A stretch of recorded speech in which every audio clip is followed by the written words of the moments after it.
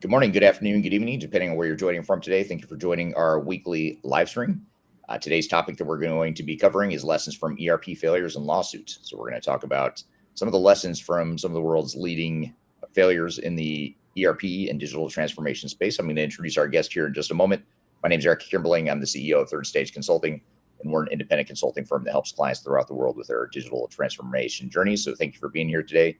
This is our weekly live podcast interview that we do every Tuesday at the same time and same place. We're streaming to YouTube, LinkedIn, Facebook, and Twitter. So thank you for being here today. Before I introduce our guest here real quickly, if you don't mind just dropping in the chat where you're joining from today. I'd love to hear what city and country you're joining from here today. We typically get a global audience, so it's always fun to hear where everyone is joining from.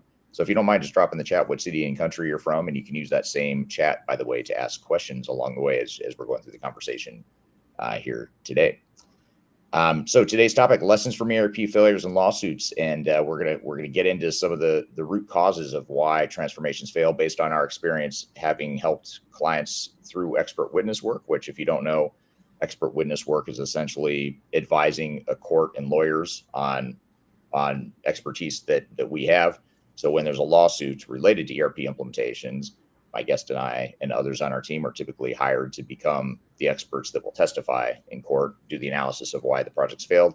We also have experience with project recoveries too. So I'm sure we'll pull from some of that background as well as we go through the conversation. So joining me today is Scott Janke, PhD from the Third Stage Consulting team, Director of Strategy and Transformation here at Third Stage. Scott, thanks for being here today. Yeah, I appreciate the invite. Yeah, this will be a fun conversation. And before I dive into some of the tricky questions I have for you today, what can you tell me about your background, about you and your background? Yeah, funny enough, I never thought I'd work in technology. I was a business major as an undergrad, but was fortunate enough to join the computer science or computer center at the White House. My first job out of college, so I worked there for about 3 years. And then spent really the next 25 years in consulting and operational roles. I got my teeth in consulting with Deloitte and KPMG, obviously a lot of global projects on those kind of engagements through those firms. And subsequently, as you mentioned, PhD, I've earned my doctorate in IT management, focusing on the acceptance of technology. And I'll talk about how that influences, I think, some of our work that we do with our clients in and outside of expert witness. And also leveraged that, ran a STEM management science master's program at UT Dallas for a few years, and before joining Third Stage. Great. So you've got quite the experience that runs the gamut of consulting, academia, and stuff in between. So that the trifecta. Trifecta, yes. So good stuff. Well, I guess just for the audience's sake, just to help understand what exactly an expert witness is and what it does, can you just explain the whole concept of what an expert witness is to start? Yeah, I will. Obviously, anyone can Google what the definition is, but from our perspective, when we're hired as an expert witness in a litigation, regardless of the party that we represent, really coming to the table and leveraging all our experience, both theoretical and practical, from an impartial standpoint. And I say that specifically because regardless of who we're representing in the litigation case, we come into it looking as a neutral party and following the breadcrumbs from the beginning of the project to where it actually became a legal case. So we actually look at this from a neutral, impartial, as I mentioned, perspective of understanding truly what is happening across, whether it's the software vendor, the system integrator, even the client, where things kind of started falling apart, and providing, again, our expertise in working with clients today from a live perspective. We actually do quite a few assessment cases as well.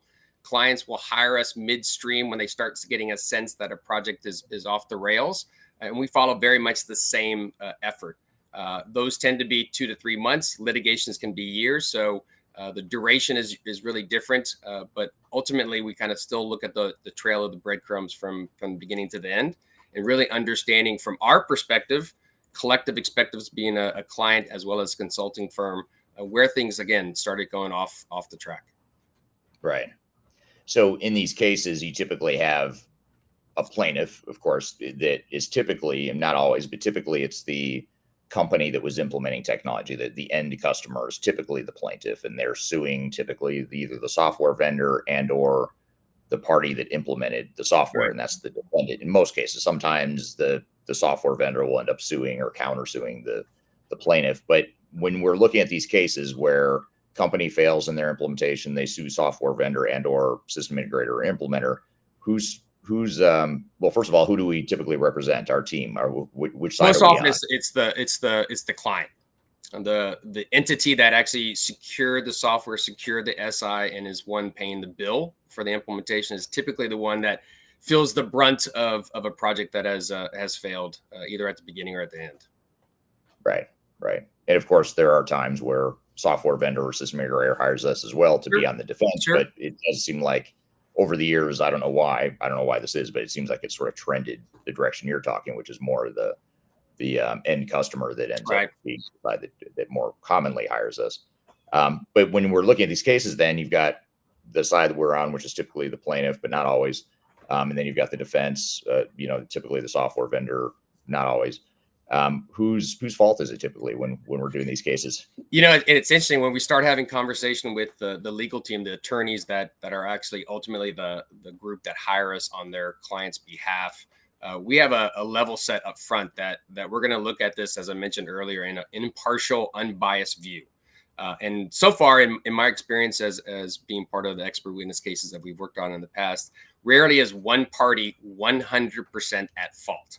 And we set that tone up front. There is quite a bit of fault on the client side, on the plaintiff side, when a lack of understanding of what this kind of project is going to happen, lack of oversight of the SI. So we look at this again from an impartial perspective, but typically we see the burden is on the vendor side. They're the experts. That's why they were hired. The contract is being paid by the client. So it's really the burden of success falls on the technology team that's hired. Again, that's the expertise that the client is looking for. Again, there's a number of fingers to point on the client, on the plaintiff side as well. But typically what we see is the rigor and the approach of how the implementation is progressing is really on the vendor side to get it right and declare any kind of issues or risks along the way so that it never gets to litigation in the first place. Right. Yeah. That's a good overview. And, I remember my first expert witness case. I didn't even know what an expert witness was. I kind of knew, I've watched TV and have seen the concept of expert witness, but I didn't really know what expert witness meant in the context of our industry. And I remember it was the waste management versus SAP case. This was probably 15 or 17 years ago when that lawsuit happened. And that was the first time I had ever done expert witness work. It was about 15 years ago when those attorneys contacted me for that case. And so for me, that was a really memorable one because I got to learn what an expert witness was while I was being an expert witness on one of the most publicized failures in recent memory. But from your perspective, without mentioning names necessarily, can you describe the biggest or the most complex or the most memorable expert witness case that you've been involved with so far? Yeah, and appreciate that question. It's interesting because I look through all the cases that we've worked on in the past, regardless of industry, whether it's retail, manufacturing, distribution. The challenges come up again, not speaking names, but of course, many of the software platforms were the large ones, SAP, Oracle, and the like. What really becomes a challenge and issue around the complexity is those clients that have spent 20, 30 years developing proprietary software. They haven't really gone out to the market and looked at off-the-shelf systems, especially the scale of an ERP or other enterprise systems. And they get into the process of, I want the new system that is multi-tenant in the cloud. Functionality is kind of homogeneous at some level. And I want the system to do exactly what we did internally from a developed system for 30 years, day one, and I don't want any customization. And so the complexity of some of these cases, we had a retailer, they manufacture but also distribute other products where they would look at outgoing shipments and we're talking thousands of shipments a day out of their manufacturing and distribution center. And they would reset who gets that product on a daily basis. So the complexity of how to release product back into inventory, allocate that inventory to the highest priority customers that day, and then assign the product that may have been part of a previous order the day before, gets reassigned to a new order because that customer is more important to them. And to do that at the scale that multi-billion-dollar company, most out of the box, off the shelf systems can't handle that kind of processing. So we can talk about some of the challenges of why that project even got to that state. But really the complexity comes from those individuals, those clients that have developed their own software. So it's very unique to them, or they have never really done something like this before. And so the complexity isn't just the technology, but the project itself. And in one of the cases, and I'm sure we'll get into it today, one of the challenges, and we see this happening often with the client side, the most often the plaintiff client, is the fact that they turn the keys of the implementation over to the system integrator. They don't know this. They don't understand what's going on. Here, make us happy. And that generally starts the process of disconnect around the phases of the project. And that's usually when there's issues of delay in the project, overruns on budget that come around. But really, it's the sophistication of the homegrown systems, regardless of the industry, that really trips up a lot of outside system integrators and software vendors from our perspective. Yeah, that complexity is a great point. Every business has their complexities, but there's some obviously that have more complexities than others. And it's always interesting when we're in these cases, or when we analyze these cases. One thing that you alluded to is you get to do that forensic analysis where you get to see every single artifact and every single email, every single piece of documented proof that this implementation ever happened. We get to see that. So every email that is exchanged, all the sales presentations, the contracts, the status reports from the project, the steering committee presentations. Right. We look at all that stuff, and you typically see, the discussions that lead up to that discussion around complexity and that sort of thing.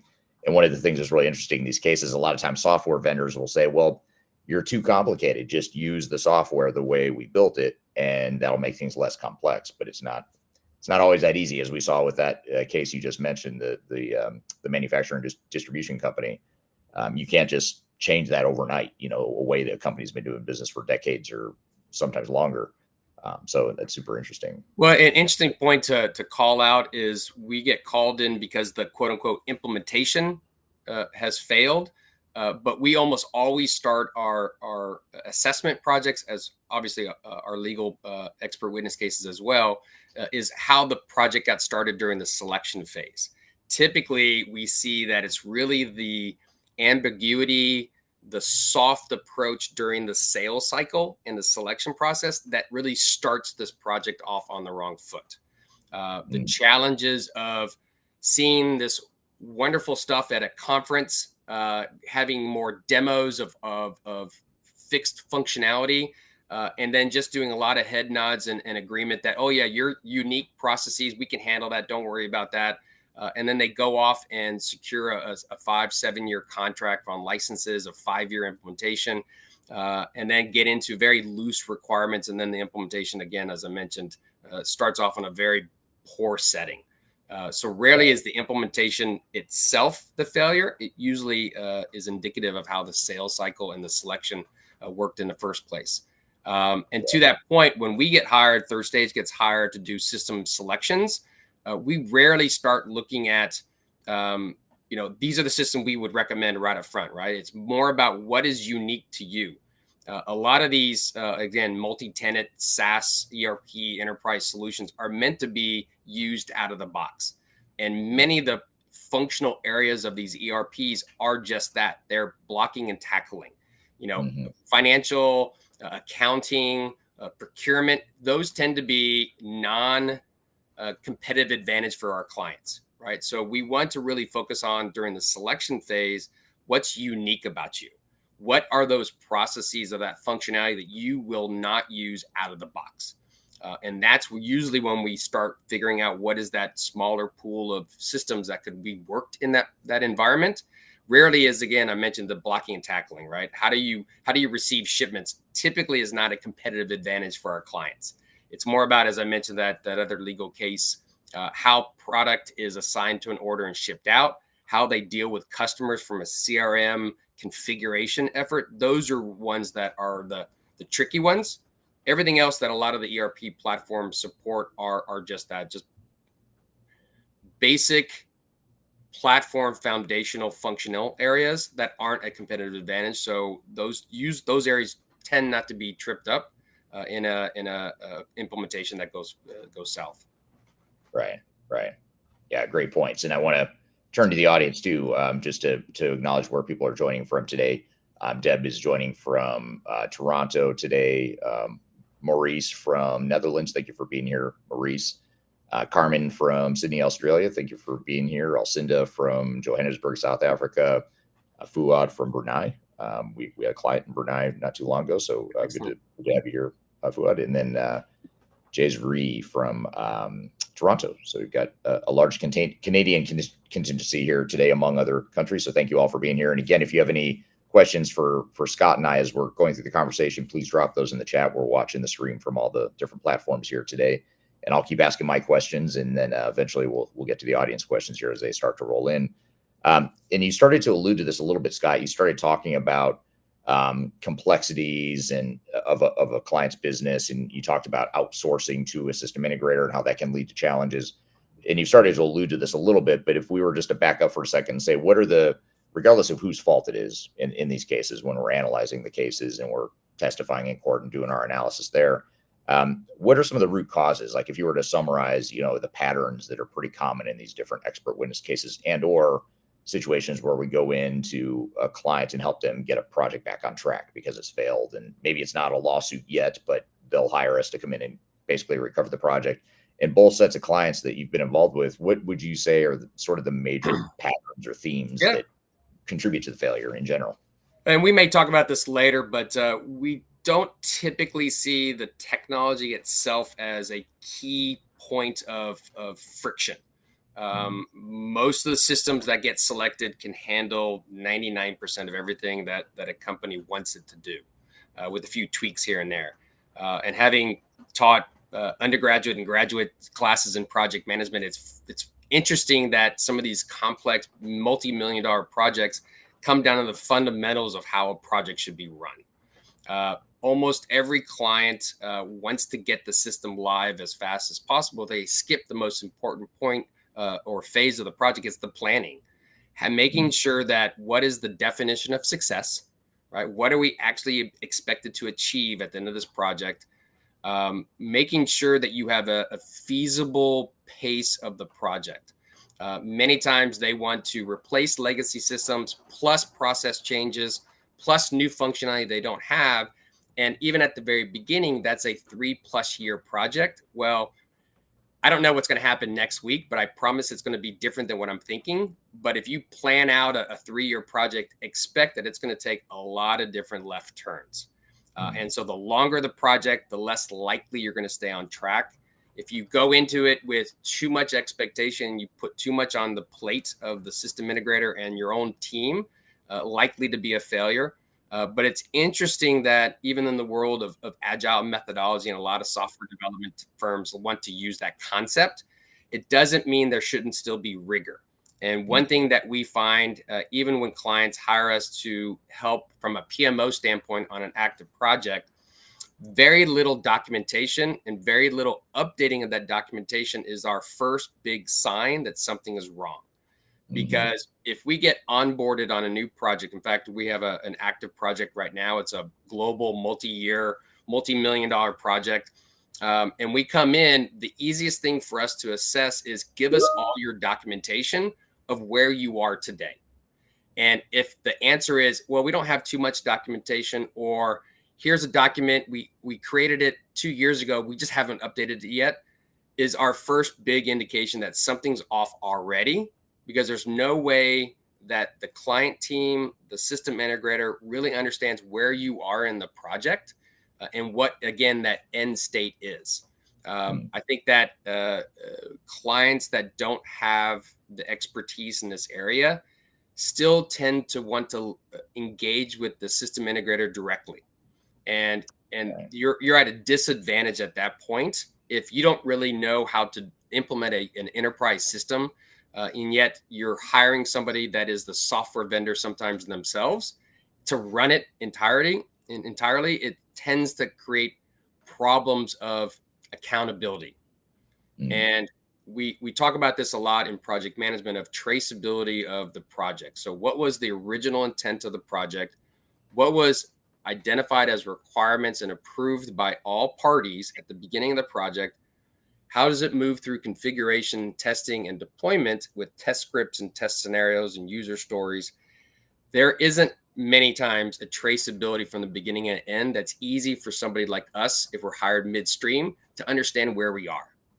And so when we get hired as a legal expert, the first thing we ask the legal team is give us access to all, as you mentioned, videos, demos, documents, whatever it is. And if we get started in that, and it's very hard to start piecing things together, even at the very beginning, the hair on the back of our neck starts raising because it's just difficult for anyone in a big enterprise system to be able to understand where things are in flight if things aren't properly documented around the way. And I speak about this a lot to our clients, is that rarely is one methodology, waterfall or agile, ideal for a enterprise system. It's usually a hybrid form. But the problem is a lot of technology firms that implement systems use this concept of agile to get away from being required to document a lot of stuff. And that's a problem. Yeah. I think in the spirit of agile, of moving fast and not slowing things down, not having a lot of red tape on your project, in that intent, a lot of times what happens is you end up with a lack of direction, and the project ends up going off the rails because you don't have clarity and documentation and alignment on what exactly it is we're trying to build. Right. What's always interesting is when attorneys first contact us, a lot of times what they say is, hey, we want to hire an expert like Third Stage to come in and really analyze the code. A lot of times that's what the lawyers will say, hey, we want to analyze the code and really get in and show how it was a basically poor workmanship in the way that the software was built and deployed.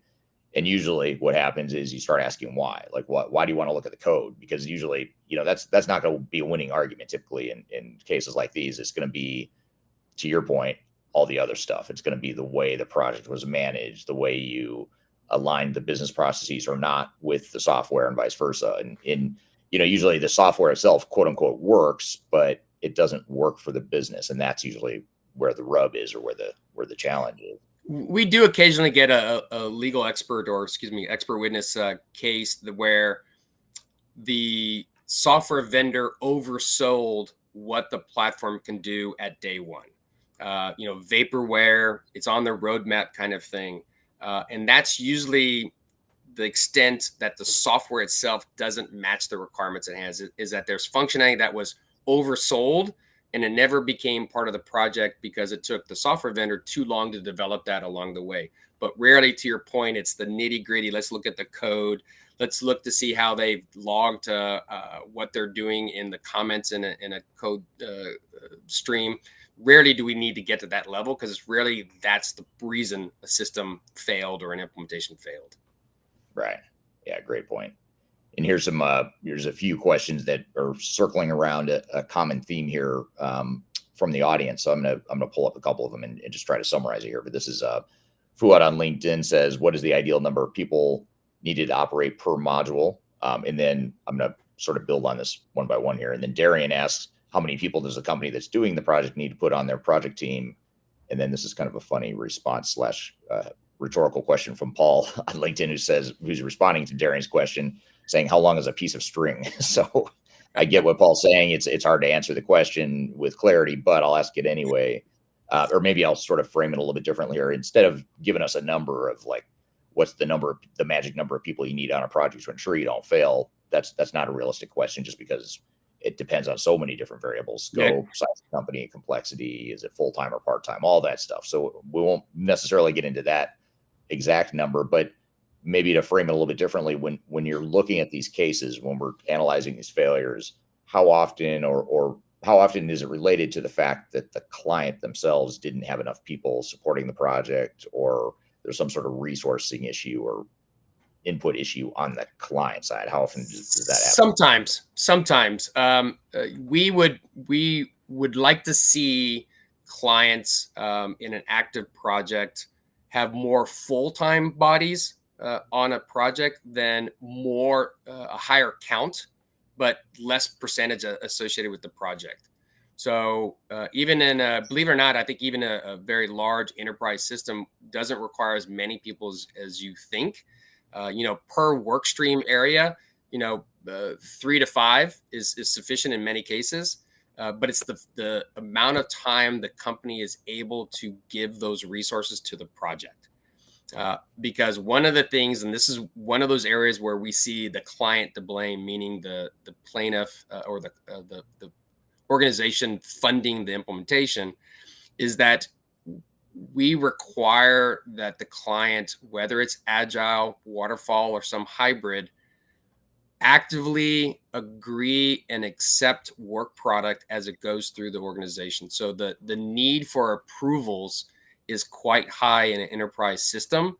But when a lot of folks that are on the client side don't have the time to devote to the project, those approvals, those decision points get dragged out. And then you'll hear potentially the CIO or CFO tell the software implementer, stop dragging your feet, move forward.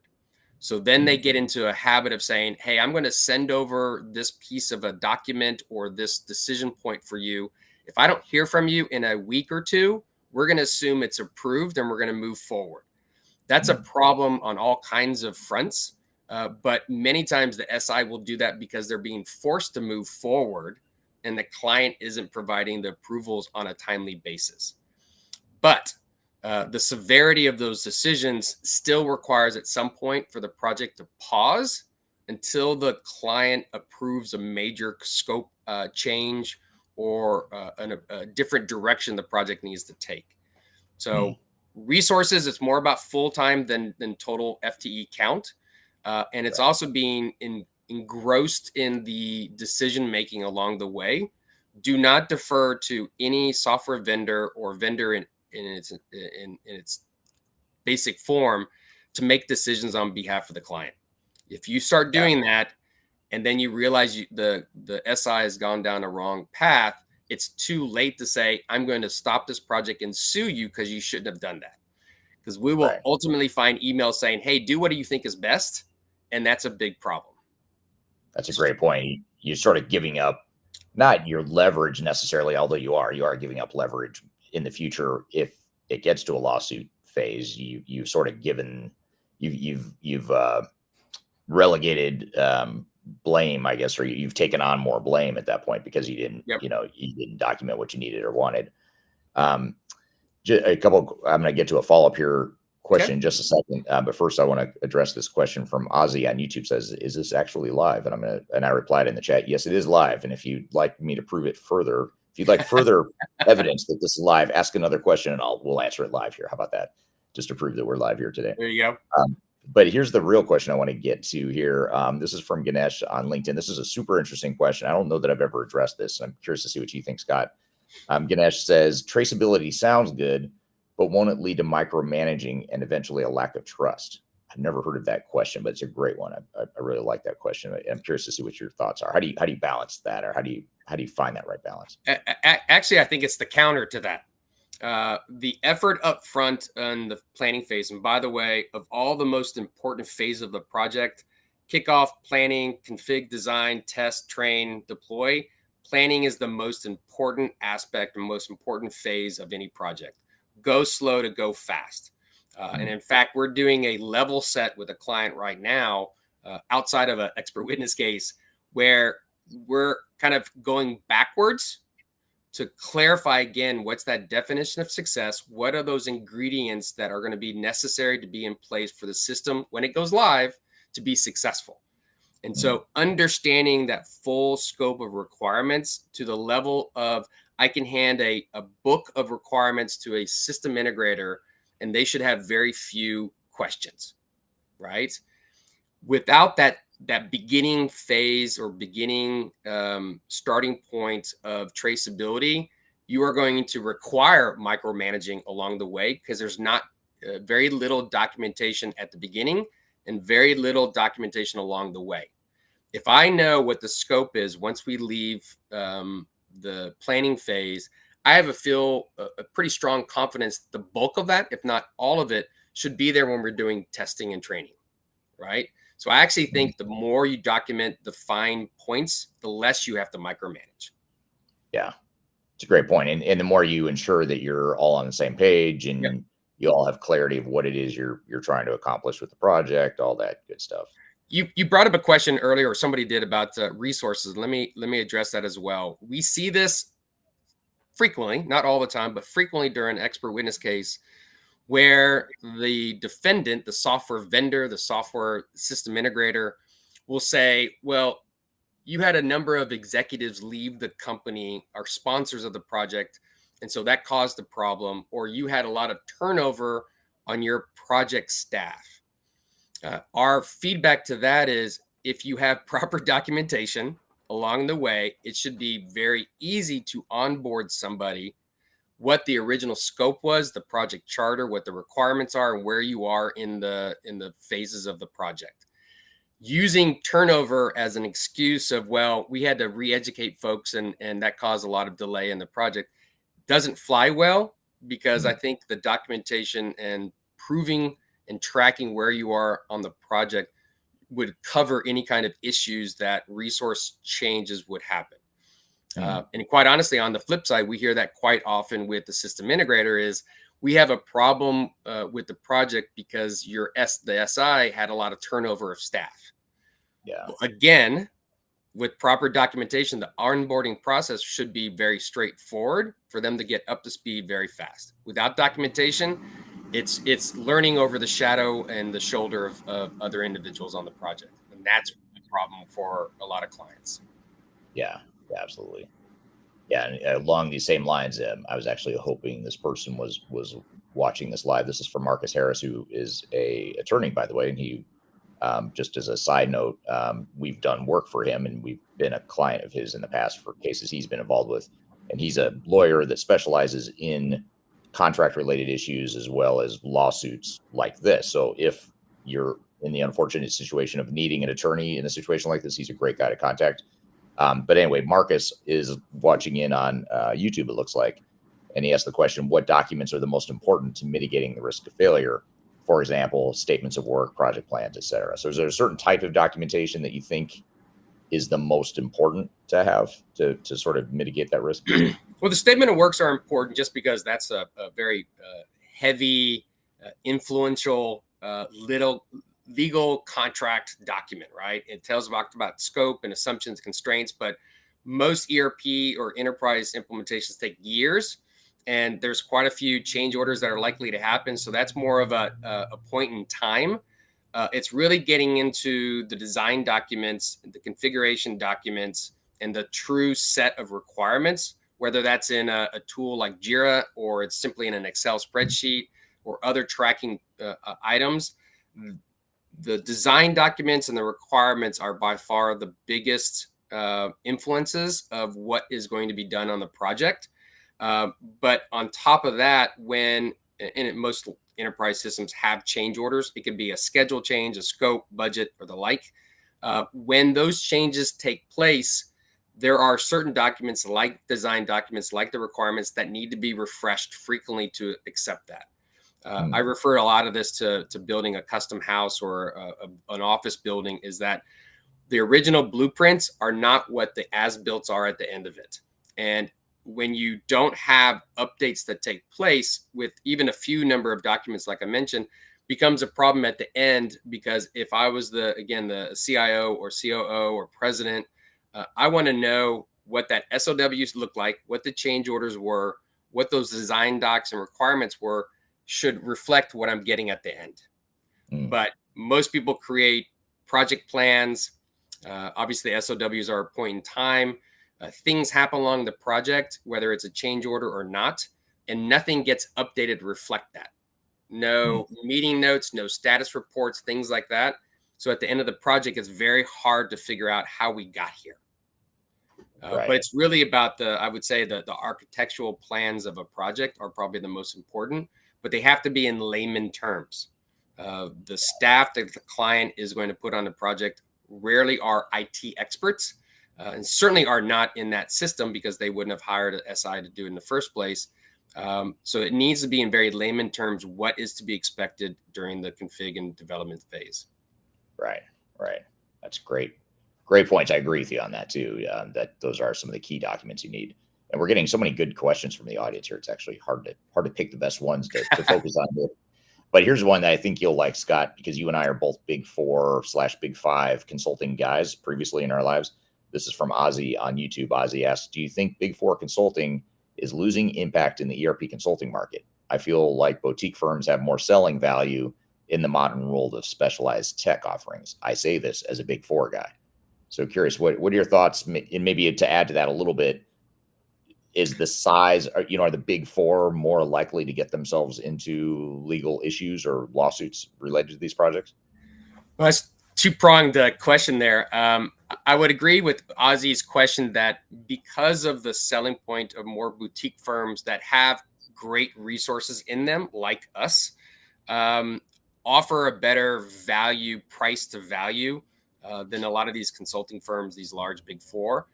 But I would say that those firms will almost always get the very large, publicly facing company projects because the board, the C-suite, almost require a firm of that scale and authority to win those projects. Most of those boutique firms, I think, still have a role in those large projects because we typically come in, firms like Third Stage, come in as kind of the PMO, change control, change management experts. And that really works out well for the client because they get the scale and depth of a Big 4, but then also the uniqueness that we provide many times because of these expert witness cases where we can guide the project better than if it was just a client and a Big 4. But one thing that we call out often during our sales cycle to a large client going through a big ERP is that you like the name of a Big 4, but quite honestly, the staff that gets assigned to your project will change frequently throughout the duration of the project. And in many times, they go out to the street and hire contractors to come under the umbrella of the Big 4 and work on those projects. And again, one of the clients that we have today, that's the case. We asked for a roster of all the folks on the SI, and half of them have outside email addresses. So be leery about hiring a Big 4 just to get the name, because most of the staff may be folks that will work for us one day. So it's be careful that you're never going to get the A players across the board on many of these projects if you hire a Big 4. And so we see that often in our expert witness cases where they put full faith in a Big 4 implementer, but then they find out that staff turnover is so extraordinary, they don't even know who's on the project at any given time. That knowledge transfer tends to wane quite a bit. So be leery of that, but they will always be in the play for these big global public companies. That's not something that's going to go away, in my opinion. Yeah, absolutely. Agree. I totally agree with that. And what's interesting as you were talking, and I was thinking of a follow-up question here that I'm going to ask in a moment, but I'm going to ask you a question here in a second about software vendors too. Is there a correlation between named software vendor and failure rates? But as you were answering that question, I was thinking about this question, asking you here in a second. I was thinking about how, this is really interesting for the audience that might find this interesting, is when you're an expert witness, whatever side you're on, whether you're the plaintiff or the defendant, the attorneys from the opposing side do anything they can to try to discredit you. And one of the things they do, which I actually kind of enjoy doing from an expert witness perspective, is they'll go read like every blog I've published, or they'll watch this video. For example, this video will get reviewed by an attorney on the opposing side of a case at some point in the future. I don't know when and where, but some attorney is going to watch this. And if when they watch this, hello, good to see you. My name's Eric. I'm on the other side. But the reason they do that is they'll watch this video, for example, they'll watch this interview with you and I, And they'll say, wait, hold on a second, Scott. You remember this video from 3 years ago when you said that Big Four consulting firms are, you said they are more likely to fail. And of course, that's not what you said, but they'll try to make you try to twist your words because you just said that they hire people off the streets. I'm paraphrasing what you just said. And so what is interesting about that is that this, they go and they try to discredit any way they can to say that basically the side you're on, you've said something that actually supports the other side, and they try to discredit you in that way. So having said that, I'm just sharing that more of as an anecdotal or more of a general FYI for the audience. But when we look at software vendors, then and you look at SAP and Oracle and Microsoft, a lot of the expert witness cases we've been involved with have involved SAP. I'd say, SAP has probably been the most common failure that we've seen in terms of expert witness work. And then Oracle and Microsoft are pretty common as well. And then, of course, we've done expert witness work for other or related to other software vendors as well. But do you see any sort of correlation with the name of the software vendor or, the technology being deployed? Do you see more common failures in one part of the market versus not? Well, I'll say that humans are humans, right? There's personality conflicts, there's challenges with cultural backgrounds, experience, and just work-life balance. And so even if you and I were the ideal consultants for one client, we may not be for the other. And so in many cases, these software vendors, the ones that actually own the software, tend not to be great implementers because that's not their job. They're here to develop software, deploy software, update software. They rarely are the ones that are great in implementing their software because they tend to have fewer staff than necessary. And we get right back into swapping out resources on a project. But I would say that software platforms that have very structured internal processes of how data flows from one module to the other, the software vendors themselves, SAP as an example, tend to be very rigid in how they implement it as well. And so if you go to a third-party system integrator, they may tend to be more flexible in their thinking, whereas a lot of the software vendors like SAP, Oracle, and the bunch, even Salesforce to some extent, may be very rigid in how they go about engaging with the client and implementing in a live environment. And so much like the conversation we had with the Big Four versus boutique firms, some are much more agile in how they engage with the client, understand the scope, and conform and config going forward. I'll say something as well is that, and hopefully this doesn't come up on a future expert witness, very few ERP platforms can do 100% of everything a client wants to do. And so we talk about this a lot at Third Stage around fringe application, point solutions, best of breed, whatever you want to label, you want to call them, is that some of the big software vendors want to put all that functionality in their platform and potentially may require functionality changes that falls under the banner of customization. And so more boutique firms, third-party integrators may tend to look at other applications that fit those requirements better. And so it's a little bit of that rigidness that we see a lot when the SI is the software vendor themselves in not looking at other solutions to meet a client's needs. So either don't do that in the future because our system doesn't do it, or they'll go off on a customization trail that will get them in a world of trouble when it doesn't work in the larger ecosystem of a client's technology stack. Right. Yeah, it makes total sense. And you're right, that response will get quoted at some point in the future. An attorney's going to say, Scott, you just said that the vendor's fault, and that is not what you said, but they'll try. It was a Tuesday. It's a Tuesday. Right, exactly. Yeah, on Wednesday, it's a different story. It's a different story. Right. So this is from Fuad on LinkedIn. Fuad says, who needs to approve the change orders, and how important, maybe just to back up even more, how important are change orders during these sorts of cases? Yeah, my preference for enterprise system implementations is to do as small of a phase and scope as possible, right? Do it often. Do it. Don't try and put everything in the kitchen sink in the first phase of a project, but plan out and let the client base know that you are already planning phase 2, phase 3. It's not getting thrown on a parking lot and we're not going to talk about it again. But change orders will almost always happen, as I mentioned earlier, on large, longer spanning projects. Tends to be scope changes because as you go through the configuration and design phase, you start realizing things that you didn't know about that you want the system to do differently than during the very beginning of the initial requirements gathering. But one of the things, going back to the planning phase, is, in my opinion, the most important phase. Is we talk about escalation, status reporting, issues and risks, and how the governance model works on these projects. We'll answer that question for him on who signs a change order. Tends to be the scale and scope of it.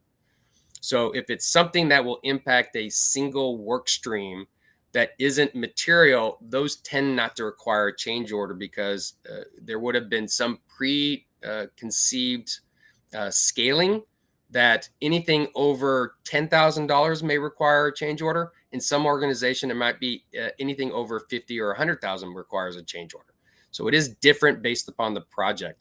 But once we get to a formal change order that impacts scope and certainly has a budget impact, usually goes back to potentially whoever signed the SOW, whether it's the CIO, CFO, president.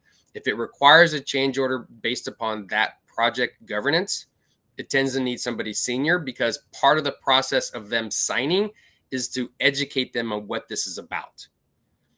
If it gets signed at a lower level, it tends to get ignored by the senior leadership because it never rises to their understanding.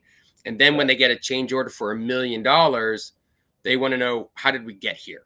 And they were ignorant to the fact of how we got there. So at some point from a governance structure, having them be part of a steering committee escalation path that is also includes change orders will help educate the leadership, because you never want them to be out of the loop of where the project is running. And many times they are. They have no idea because they've trusted everyone to do their job. But the people that are doing their job don't know their authority and will make decisions without getting the leadership approval. Yeah. And oftentimes, one way to view change orders is to view change orders as a potential symptom of something deeper. Usually there's a root cause behind why are we doing change orders. I mean, you think about the common reasons why. It's not as simple as saying, well, it's because we had to change the way the software was, or there's an assumption that changed. Those are real things. But usually if you dig even deeper, you find that one of two things is going on, or both. One is unrealistic expectations. We never had realistic expectations or realistic cost or realistic level of effort. So therefore, we need a change order now to realign expectations with reality. And the other potential root cause oftentimes of change orders is that the organization itself is resisting change. And to your point, if you allow lower level people in the organization to do change orders, a lot of times they're going to say, well, I don't like the way the software works because it doesn't look like my old system. So I want to change this software to look like my old system. Let's do a change order. And so you have to really, I totally agree with your point about project governance and executive visibility into change orders, because oftentimes if they are involved, first of all, a lot of times change orders won't happen as much just because people know that the executive needs to approve it. So that's going to remove a certain number of them just because people don't want to, they know they're going to be told no, or they just don't want to raise it to that level. But in other cases, when there is a change order that survives that fear, the executives can look at that and say, well, what's going on here? To your point, why are we doing this? Why, do we have a realistic plan? Are we just resisting change? Is there a better way to do this other than doing a change order? So I think there's a lot of good that comes from executives reviewing. And to follow up with that on some of our expert witness cases, when we get called in to a case like this, or a situation where there's frequent change orders and often the change order scope of budget is exceedingly high. Let's say it's a $5 million implementation and every change order we're seeing is $1 million. That should raise all kinds of concerns in a live project. But when we look back, when the client signs those excessive change orders, it pretty much in many cases gives the approval that the project is okay and that the change orders are okay. So if you truly have a problem of how the project is progressing, but you're signing the change orders. As I mentioned, one party is rarely 100% at blame. That's a concern from us from a client plaintiff perspective, is they're doing a horrible job. It used to be 2 years and now it's 5 years and we still don't have a working system. If we come in as an expert witness and see that you signed a $1 million change order every year, that means you're giving credence that change order is valid and that the project needs to change according to that change order. So be careful as a client signing change orders, because you are giving approvals that you're progressing the way it should be progressing. And that rarely is the case if you have too many change orders. Yeah. Totally agree with you there. Here's a really interesting question from Ozzy. And to be fair, this is probably a question that would be better for Marcus Harris, who is in the audience here today, the attorney I was telling you guys about.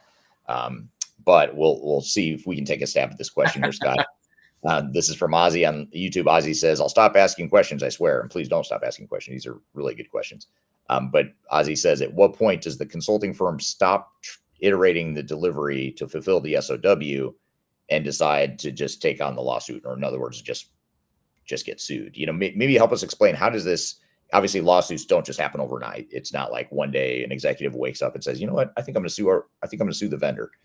Usually it's weeks and months and sometimes years of things culminating and percolating and building to the point where there's a failure. And oftentimes what happens too is the end client stops paying the vendor. A lot of times that's an interesting dynamic too, is they say, "Hey, this thing's not going well. We're just going to stop paying the vendor." And so what ends up happening in those cases is vendor gets sued and then vendor countersues because client didn't pay their bills a lot of times. Yep. And that just sort of, in my opinion, that just sort of makes things messier and more confusing, because now you've got this economic thing, and that could be a reason why, vendor didn't fulfill their obligations or whatever.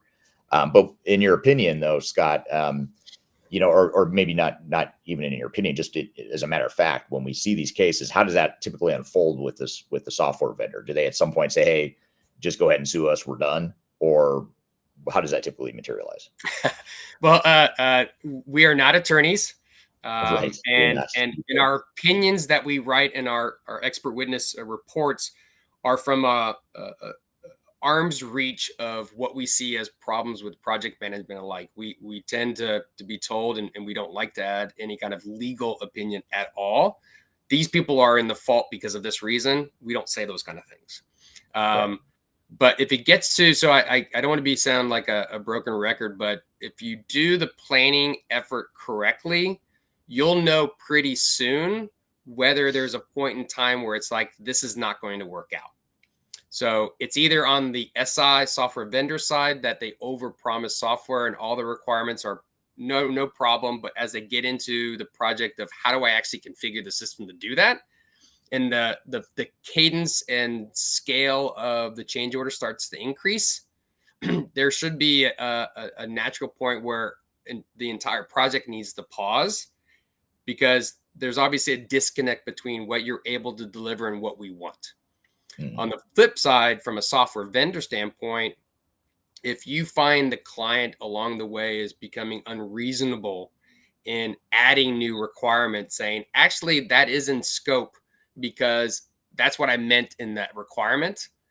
If that frequency happens a lot, and when you're like, "Hey, this is truly out of scope, this is something we've never talked about," and they're like, "No, it is," very early on, you're going to see whether this is a partnership or not. And so they undersold the scale of the project just to get you started. I would like to believe that there's always a workable solution in a project, even if it's a point of, we're going to reduce the scale tremendously, or the scope tremendously, to get you something of value and then part ways amicably. But it's very difficult because a lot of human emotions get into these litigation situations where neither one wants to put their sword down. And it usually gets longer in the implementation than it should in many of our expert witness cases, because no one wants to show fault or blame. And it kind of is a situation where we talk about hiring a boutique firm, even if you have a big four, is typically if you have a third party involved in the implementation, Their job is to be able to be a referee and say, this is what I'm seeing, this is what I'm feeling. There's a problem. We need to pause before it gets to a litigation standpoint. Right. If it's just the client and a software implementer, that tends to extend the problem too long and it becomes a legal situation. But when's the exact moment that it feels like it's going? That's usually a situation awareness perspective that you just have to see that this is not a partnership like we thought. Right. Right. Yeah, and Paul on LinkedIn has a great point that sort of adds to what you just said, Scott. Paul says nobody wants to sue anybody. It takes a lot and many are settled out of court with the Yep. help of Marcus. And Marcus, of course, is Marcus Harris, who is in one of the audiences, if not both, either YouTube or LinkedIn. But if you look up Marcus Harris, he's someone that can help you from a legal perspective. But I think Paul brings up a good point that first of all, people don't want to be in lawsuits. It's not like companies are, for the most part, they're not overzealous and excited about suing. It's usually like a last resort. But I think that's one thing. And secondly, one thing Paul alludes to that's really important to point out is most of these cases never get to court. So Mm-hmm. when I are hired to be prepared, we're ready to testify in court. But of the 50 or so cases that our team has been involved with, I'd say we've testified in maybe 3 or 4 of the 50. Either we've testified in court or we've testified in arbitration. 99% of the time it settles, out of court, because no one wants that publicity. It looks bad for the software vendors. It usually looks bad for the client as well. Their customers see that they had a failed ERP implementation. That does not look good for the end customer either. So I think both parties have an incentive to keep it out of court if they can. So I guess just to ask you more of an opinion-based thing here, Scott, which no matter how you answer this, some attorney someday is going to quote you on this and they'll use it against us, but I'll ask it anyway. But do you see the rate of failure increasing or decreasing or staying the same? What do you think is going to happen here with the future of ERP implementations and digital transformations? I'd like to say that the amount of legal or expert witness cases that we may be called into will decline, because I think a lot of clients have more access to supporting resources, access to more information about how to control projects, what does entail before we go down this journey.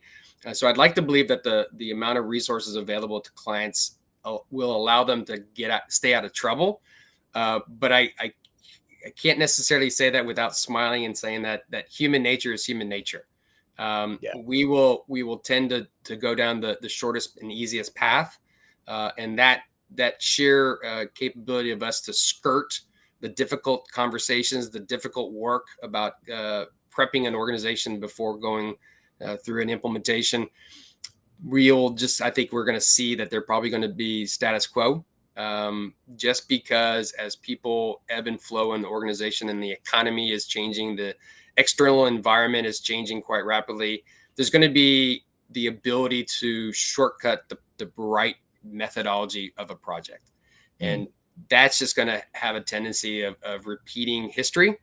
And so I'd like to say that it would go down, but I think it's going to be probably status quo. Yeah, I agree with you. And you mentioned something that's really important that we could actually spend a whole nother podcast on, and maybe we will spend a whole nother podcast interview on this someday. But the human behavior and the human flaws, that comes into play here, and it creates these organizational decisions that lead to the same failures over and over, regardless of how great technology is or how much technology advances. We as humans tend to make the same mistakes. And one of the biggest ones is we as humans, you look at a project and you look at all these different line items and the money you're spending. And for some reason, we as humans gravitate to the technology because I can see it. I've got my phone right here. It's physical. I can see the software, but I can't see the change management. I can't see the behavioral stuff. I can't see the operational efficiency or inefficiency. I can't see any of that, but I can see the technology. So I'm going to focus all my effort on deploying this technology, building it, testing it, all that stuff. And then we as humans just put the blinders on unintentionally in most cases, focus on the technology, and we don't think about all the other stuff that's more likely to make or break the project. So I think you're right. That right there is the gravity that I think is going to largely keep organizations in the status quo. And I'll add, probably closing out on this, is that it's important also to note that go live is not the end of your transformation. And we focus so much on these multi-year, multi-million-dollar implementations But that's just the beginning, right? The organization needs to accept it and adopt it. That's actually what my dissertation was on. And it's proven that an organization that embraces the people side of transformation will have a higher likelihood of success of the use of technology and process changes. It just goes hand in hand. But the go live is just one phase of a transformation. And you can't just simply blame it on the technology. There's the people element, as you mentioned, but also just how the organization embraces change as well. If you feel like the ERP implementation is a forced effort because a legacy system is going off support, that's probably a wrong attitude to have at the very beginning. It's about leveraging that ERP implementation for change itself. Yeah. Great. And well said. And I was hoping you would say that ChatGPT and some of these other tools are going to make things easier for us and solve all the world's problems, but that is not what you're saying from what I'm interpreting here. Nope. So I guess just to close out the conversation, this has been a great conversation, but just to wrap things up and to summarize, what are some of the best things that organizations and project teams can do to keep their projects out of trouble and also out of court? I would say understand what you're getting into at the beginning. Understanding why you're doing something and what the expectation is at the end. One of the agile mindset is, when are we done, right? When is this thing finished? And so making sure that you have a clear end goal at the very beginning is so important. If you're just saying, I want to replace the system that we have, it's rarely enough just to say that. What is the definition of success at the end? Right. Yeah. Because at the end of the day, that's your organizational definition of success versus failure.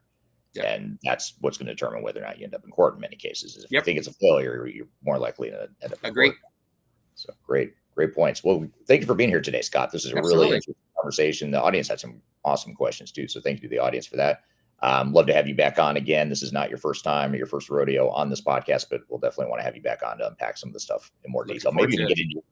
I've been wanting to ask you questions about your dissertation or your is that what it's called? Your dissertation when you get your PhD. Yeah, I've been meaning to ask you more about that. So maybe sometime we can do a podcast on that. Either way, thank you for being here to chat about this here today. Really appreciate it. No worries. Thanks, everyone.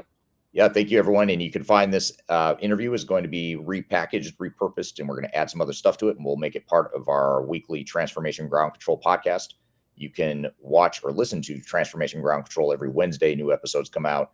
You can go to transformationgroundcontrol.com to see all the different platforms you can listen or watch, or you can look for it on Apple, YouTube, Spotify, all the typical places that you listen to or watch podcasts on. So go to transformationgroundcontrol.com. Check us out every Wednesday. You'll see this interview show up on that podcast here in a couple of weeks. Thank everyone for your time. In the meantime, we'll be back here next Tuesday, same time, same place. We have different guests every week, so be sure to join us for these live discussions. You, the audience, are what makes these live discussions so much fun. So thank you for being here today. Have a great week, and we'll see you next time. Thank you. See you around.